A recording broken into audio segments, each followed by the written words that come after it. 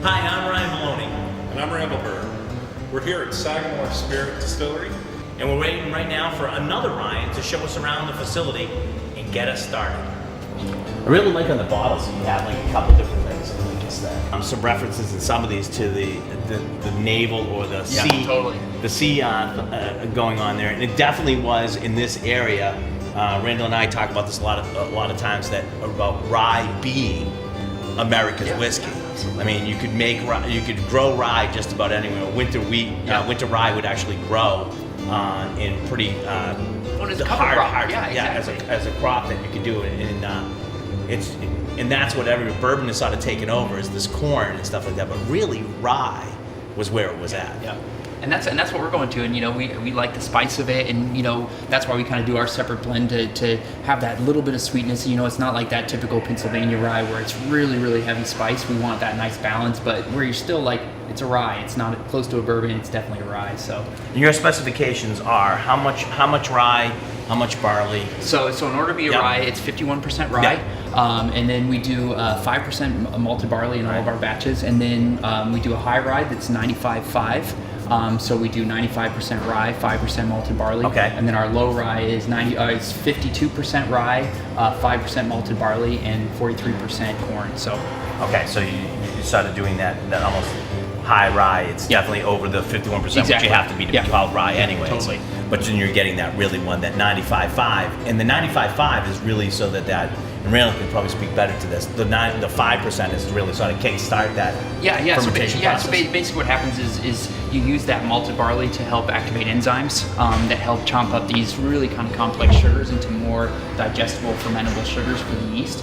So that malted barley, definitely just helps kickstart that fermentation process. And the thing that we found is you could make your own blend of what we're actually blending to at the end, but it doesn't taste the same. Having that high rye and that mid rye aged separately, go into barrels separately, and then come back and marry together at the end makes a huge difference in that flavor profile. So the marriage of basically the two separate mash bills that you have, everything else is the same, but the mash bills are different. Yep, You're using the same yeast strains? Yep, same yeast strains, So, to do the fermentation and the distillation, you're making those separate and then bringing them together just before the end, before you bottle. Absolutely. All right. I think most people get hung up on that very singular product kind of thing, but when you're talking about the two recipes, the different aging, because the wood influence is going to take it in different directions, you're just kind of creating as many different spices that you're going to mix together to make your final product. And I think a lot of people try and wrap their head around almost like a singular product, like single malt from Scotland.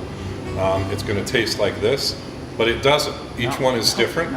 But when you combine it back into the Sagamore kind of core taste and flavors, you've brought all those different spices from different directions back into the fold and make your kind of product that you're doing. Well, yeah, and one of the biggest things we always find is there's so many variables. There's variables in your raw materials, there's variables in the wood, there's variables within your aging barn. So it's like they're all going to be slightly different. So it's like, hey, that singular thought process doesn't really work because it is already changing a little bit. So let's try to bring all these good changes to make out. So then it really becomes the art of the blend. Yeah, exactly.